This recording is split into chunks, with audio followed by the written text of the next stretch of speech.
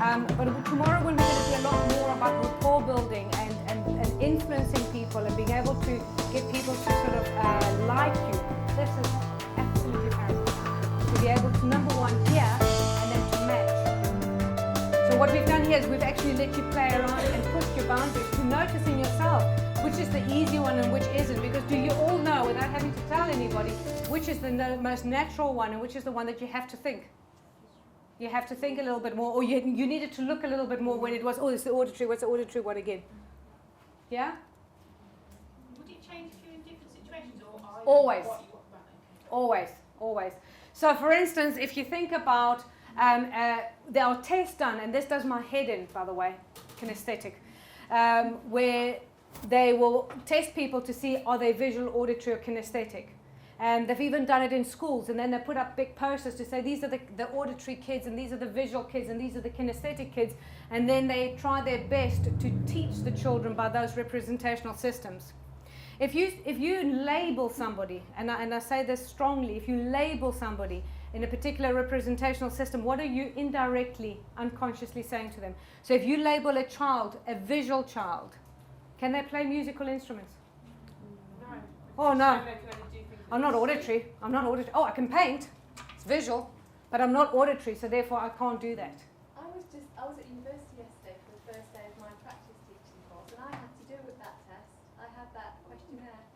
It's really, it's where they've taken information and not understood the whole concept of it. We are all things. So I want you to ask yourselves, when you go to buy a house, do you buy a house because you see it and you think, yep, that looks right? Or do you go inside the house and you think, oh, it feels right. So the house feels right. But for some people go, oh, it's so quiet in here. It's exactly what I want. I want that calm, quiet environment, so I like the house. Okay, so let's go and buy jeans. Do you buy jeans because it's, yeah, that looks good? Or do you go buy jeans because you go outside and somebody tells you, that looks good? Or you go, oh yeah, yeah, I can sit, oh, I feel good in these jeans, like tracksuits. So therefore you buy them because they feel good. So why do you buy your jeans? How do you decide? Because they look good. Who else, who does something other than looks good? I'm feel good. I don't care how big my bum looks. Personally, for me, I mean, for most of the things, it has to feel good for me. Anything. Yeah. Whether it is. Okay, so let me. Okay, so I'm going to ask you. I'm going to challenge you on that one. Most of the things. So let's go to John Lewis. Let's go to John Lewis. We're going to go and buy a music system. Are you going to go and feel it and say, oh, that feels good? We'll take it home. Is it going to look good or is it going to sound good? Some people don't care about the sound. Some people just, oh, this is going to look good on my cabinet. So again, it's different for different people. And this is what you've got to understand, that even within yourself, different circumstances. I'll give you one more example. You're buying a car.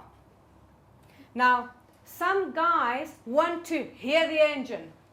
Some people want to feel her on the road. How does she hold the road? Some women will say, I'm going to look great in that car. Yeah. Some guys, for instance, for me, it's sound, but not of the engine.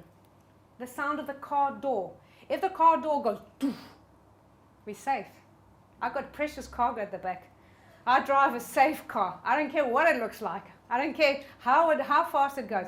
If that car door is solid, I'm happy. If it goes clunk, I think, oh, no. So that's what I'm looking for in a car. So we all have our different representational systems that kick in for us at our different times. And we all have our own programs of how we run that. Does that make sense? The trick to good communication is, number one, understanding that this happens all the time. And number two is to observe what the other person's doing. To not take for granted that they will just like what you do.